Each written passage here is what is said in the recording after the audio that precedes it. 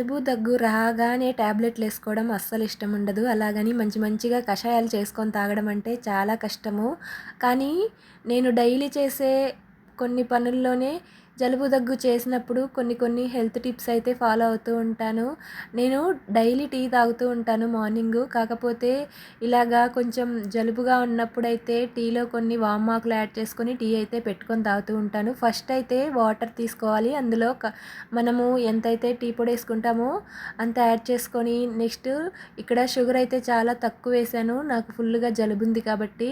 ఇంకా కొంచెం సేపు మరిగిన తర్వాత మిల్క్ అయితే యాడ్ చేసుకున్నాను. మిల్క్ యాడ్ చేసుకున్న తర్వాత ఒక పొంగు రాగానే నా దగ్గరుండే వామాకులు తీసుకొని వాష్ చేసి ఎమ్మటైతే ఇందులో యాడ్ చేశాను.